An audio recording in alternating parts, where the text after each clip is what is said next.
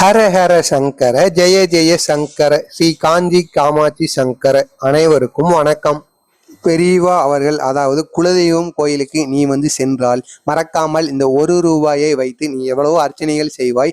அதனுடன் உனது வீட்டில் இருக்கின்ற இந்த ரூபாயை வைத்து இவ்வாறு நீ அர்ச்சனையை செய்து வா என்று பெரியவா அவர்கள் ரூபாய் அர்ச்சனை ஒன்றை கூறியிருக்கிறார். அதை பற்றி நாம் முழுமையாக காண்போம். அதற்கு முன்பாக பெரியவா அவர்கள் எப்பொழுதுமே குலதெய்வத்திற்கான முக்கிய பங்கு கொடுப்பார்கள். இஷ்ட தெய்வமாகட்டும் மற்ற தெய்வமாகட்டும் அதற்கு அடுத்ததாக நீ முக்கியத்துவம் கொடு, முதலில் குலதெய்வத்திற்கு முக்கியத்துவம் கொடு என்று அவர் கூறியிருக்கிறார். இது மட்டும் அல்லாமல் இந்த ரூபாய் அர்ச்சனையை நீ எப்பொழுது செய்ய வேண்டும் என்றும் அவர் கூறியிருக்கிறார். குலதெய்வம் கோயிலுக்கு எப்பொழுது செல்ல வேண்டும் என்றால், அது பௌர்ணமி இல்லைன்னா அமாவாசை, அந்த நாட்கள் அமாவாசை என்று கூறுவார்கள் அல்லவா, மாதத்தில் 2 நாட்கள் இந்த பௌர்ணமி அமாவாசையுமானது வரும். அப்பொழுது இந்த 2 நாட்களில் நீங்கள் ஏதாவது ஒரு நாள் செல்லுங்கள். இல்லை என்றால் மாதத்திற்கு ஒரு முறை செல்ல முடியுமோ இல்லையோ, வருடத்திற்கு ஒரு முறையாவது நீங்கள் குலதெய்வம் கோயிலுக்கு செல்லும் பொழுது நீங்கள் ரூபாய் அர்ச்சனையை இவ்வாறு செய்து வாருங்கள் என்று அவர் கூறியிருக்கிறார். அது என்னவென்றால், அதாவது நீங்கள் தட்டில் பழம், வெத்தலை போன்றவை வைத்து அர்ச்சனை செய்ய கொடுப்பீர்கள் அல்லவா, அந்த வெத்தலையில் இந்த ரூபாயை மடித்து வைத்தும் அர்ச்சனை செய்யலாம். இல்லை என்றால் ரூபாய் தனியாக வைத்து அதில் மஞ்சளை ரூபாய் முழுக்க தேய்த்து விட்டு இவ்வாறும் நீங்கள் அர்ச்சனையை செய்யலாம். இது உங்களது விருப்பம். அதாவது வெத்தலையில் வைத்தும் பண்ணிக்கொள்ளலாம், இல்லைன்னா அதை தனியாக வைத்தும் பண்ணிக்கொள்ளலாம்.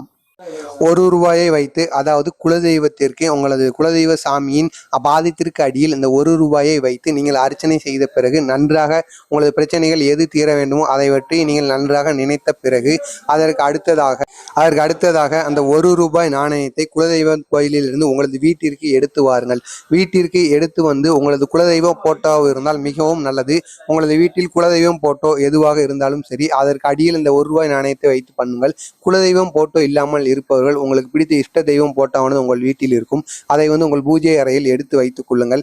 அதற்கு கீழே இந்த ரூபாய் நாணயத்தை வைக்க வேண்டும். அந்த ரூபாய் நாணயத்தை எவ்வாறு வைக்க வேண்டும் என்றால், சந்தனம் மற்றும் பன்னீர் இரண்டையும் கலந்து அந்த ரூபாயை அந்த சந்தனம் மற்றும் பன்னீரை அந்த இரண்டையும் கலந்திருப்பீர்கள் அல்லவா, அதில் நன்றாக முக்கி எடுத்துக்கொண்டு அதற்கு பிறகாக அதை உங்களது போட்டோவுக்கு கீழே, பாதத்திற்கு கீழே வைக்க வேண்டும்.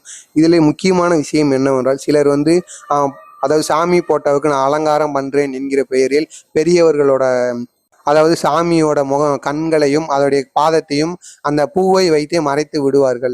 அதை நீங்கள் இந்த மாதிரி தவறுகளை செய்யக்கூடாது. நீங்கள் பூவை வைத்து அலங்காரம் பண்ணினால், அதாவது மேலே போட்டோவிற்கு மேலே வைக்க வேண்டும்.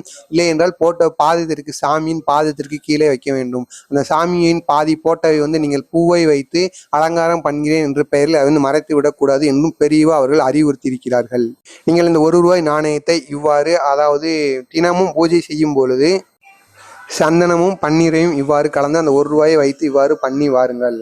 இந்த பரிகாரத்தை நீங்கள் எப்பொழுது வரை செய்து வரலாம் என்றால், அதாவது தினமும் செய்து வரலாம். இது மட்டுமல்லாமல் அந்த ரூபாயை நீங்கள் என்ன செய்ய வேண்டும் என்று கேட்டால், அதாவது குலதெய்வம் கோயிலுக்கு அடுத்ததாக எப்பொழுது செல்வீர்களோ அப்பொழுது அந்த ரூபாய் நாணயத்தை குலதெய்வம் உண்டியலில் போட்டும் வரலாம், இல்லது உங்கள் வீட்டிலே உங்கள் பீரோவில் வைத்தும் வரலாம். இது உங்களது விருப்பம். அதற்கு அடுத்ததாக உங்கள் குலதெய்வம் கோயிலுக்கு நீங்கள் செல்லும் பொழுது மறுபடியும் அந்த ரூபாய் அர்ச்சனையை நீங்கள் மீண்டும் செய்து வரலாம்.